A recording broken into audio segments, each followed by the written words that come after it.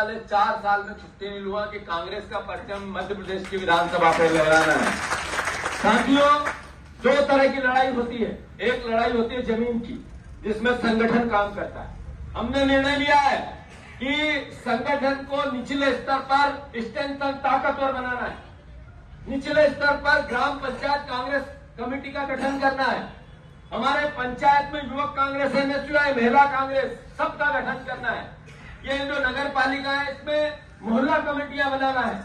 ये निचले स्तर पर संगठन को ताकतवर बनाने की एक शुरुआत करनी है। जो ब्लॉक अध्यक्ष अच्छा काम कर रहे हैं, उनको आगे प्रमोट करना है। और नए 45 साल के जो 3 साल से ज्यादा अध्यक्ष रह लिया, उसको बदलना है। टाइम बॉन्डिंग जिम्मेवारियां देना है।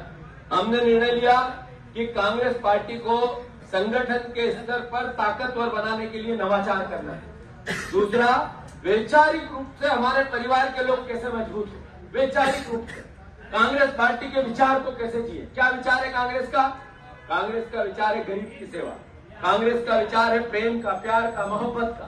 कांग्रेस का विचार है हिंदू मुस्लिम से ईसाई आपस में भाई भाई। इस कांग्रेस का विचार है हम सब देश के वासी मिलकर रहे और देश का झंडा दुनिया की बुलंदी पे रहे। ये कांग्रेस का विचार है। वैचारिक रूप से हमें सुदृढ़ होना है, उसकी शुरुआत महू से हो रही है।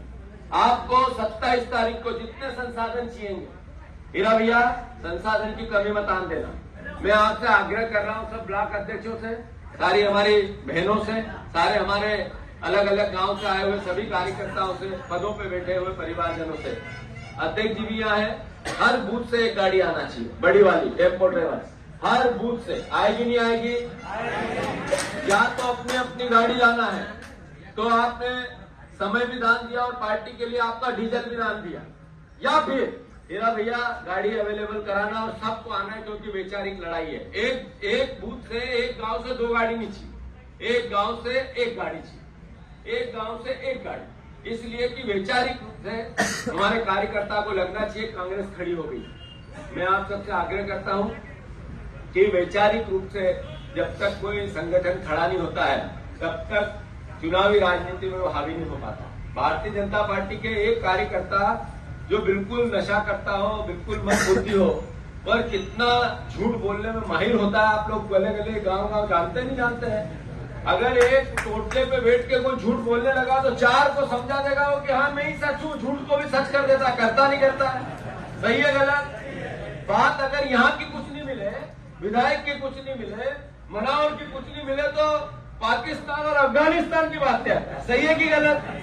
तो ये भारतीय जनता पार्टी से लड़ने के लिए वैचारिक सुदृढ़ता जरूरी है। तो मैं आप सबसे प्रार्थना करने आया हूँ, वचन देके जा रहा हूँ, अगले 4 साल बाद जब चुनाव होंगे विधानसभा के 2028 में, तो आपका सम्मान मध्य प्रदेश की विधानसभा पे लहराएगा। वचन देके जा रहा हूँ।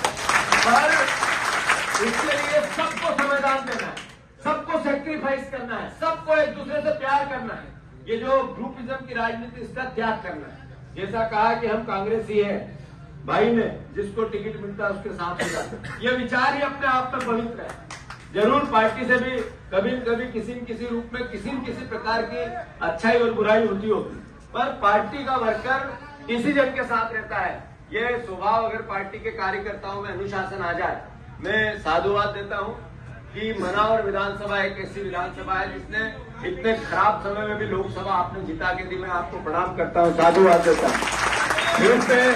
फिर से मुझे भरोसा दिलाए सब परिवार के लोग महू 12 बजे, सब परिवार के लोग महू 12 बजे से पहले 27 तारीख को राहुल गांधी आ रहे हैं, प्रियंका गांधी जी आ रही है, अपने खड़गे जी आ रहे हैं, सारे पूर्व मुख्यमंत्री, वर्तमान मुख्यमंत्री, CWC के सदस्य, सारे सांसद, पूरी कांग्रेस पार्टी देश की आ रही है।